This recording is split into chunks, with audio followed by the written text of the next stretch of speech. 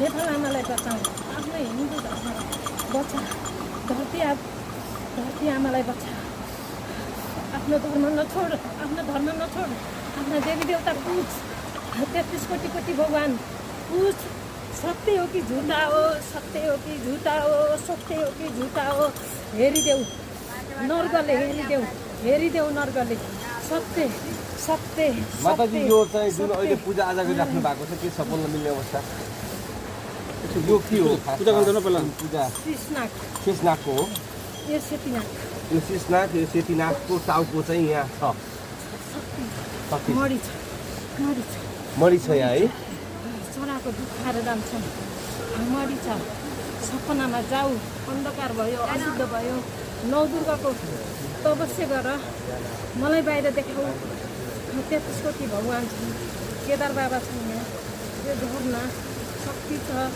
सबै यो ढुङ्गामा यसमा बाघका पाइला छन् लक्ष्मीका पाइला छन् एमा पनि यो ढुङ्गा बाघको पाइला हजुर चक्रा परेछ त्यसमा यो साह्रै तीर्थ धन यो अशुद्ध भयो प्रकट भएर फुल्न सकेको छैन प्रकट भएर भगवान अब के छ यो क्षेत्रलाई के गर्नुपर्छ यहाँ चाहिँ अहिले जुन तपाईँले भनिराख्नुभयो यहाँ चाहिँ एकदमै फोहोर भयो यो चाहिँ नराम्रो भयो यहाँ चाहिँ हरेक मानिसले फोहोर गर्न थाले आज हेर बाबु यो डाँडादेखि यता काटमार नगरिदेऊ फोर्न फालिदेऊ यो स्थलमा आफ्नो धर्म संस्कृति एउटा भगवानको केदार बाबाको झरना हुने शक्ति हो उनको एउटा स्थापना राख्नुपर्छ शेषनाग सेतीनागको पनि स्थापना राखिदेऊ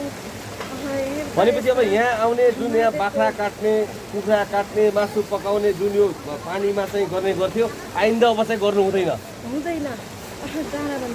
यो पहाडभन्दा उता गर्नुपर्छ ल सबैले ध्यान दिनु होला हेर्नुहोस् है आमपानीमा चाहिँ पछिल्लो समय धेरै मान्छे आउने गर्नुहुन्थ्यो उहाँहरू अहिले चाहिँ स्वयं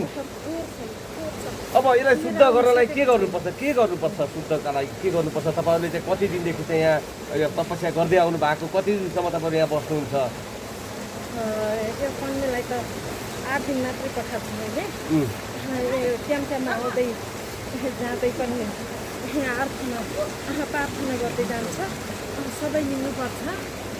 स्थान स्थापना गरेको कतिको माछा हो 3 वर्ष भयो यहाँ छ यहाँ आमपानीमा 3 वर्ष भयो आमपानीमै 3 वर्ष सपना परेको